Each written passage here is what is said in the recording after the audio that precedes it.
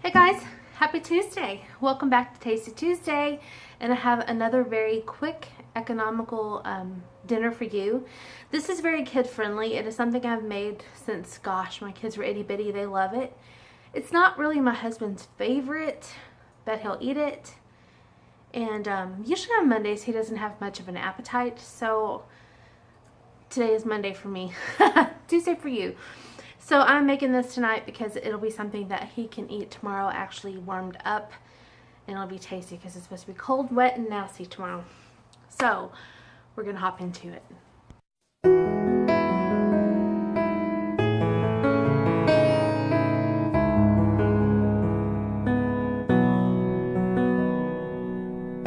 We are gonna make what I call a ham and macaroni and cheese casserole.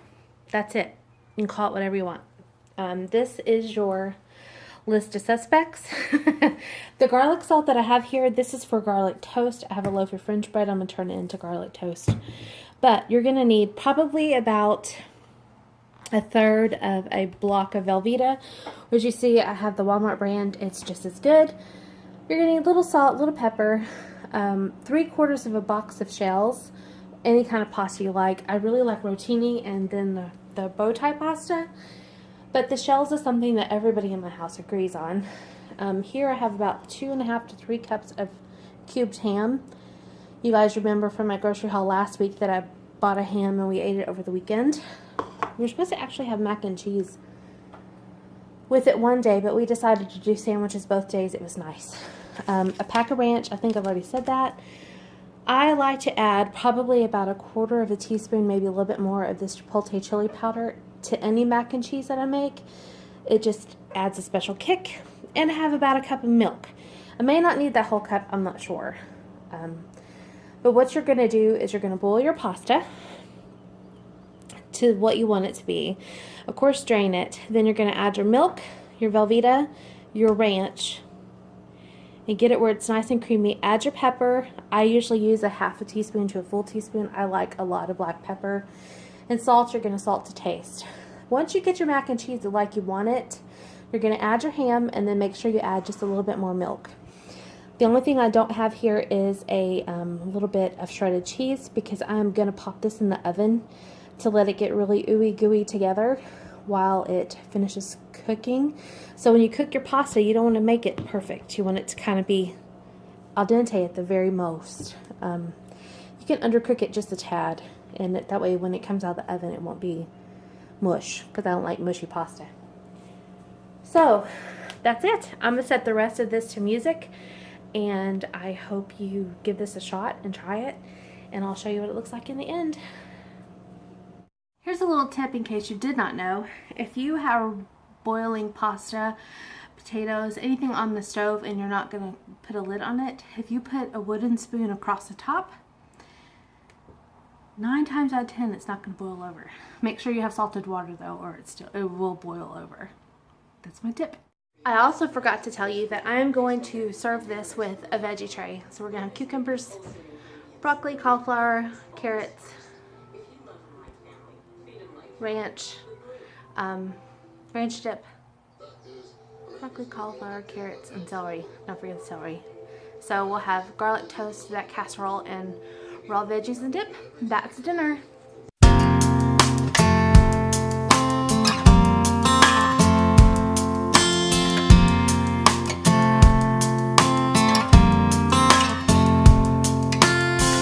When I feel worn out, tired and alone, and every minute passes into the unknown, you bring me comfort like nobody can.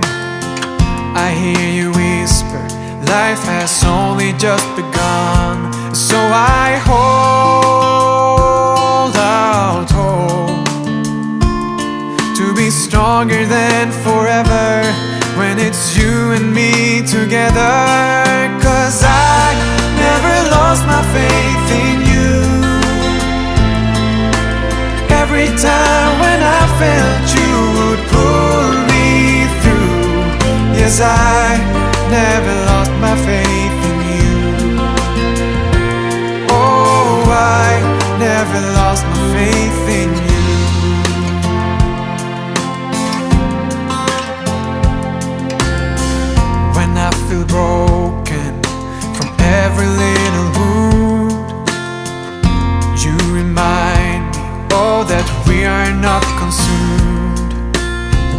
There will be moments when I'm drifting away into the darkness, but you will lead the way. So I hold out hope to be stronger than forever when it's you and me together. 'Cause I never lost my faith in you. Every time when I felt you would pull me through. Yes, I never lost my faith in you.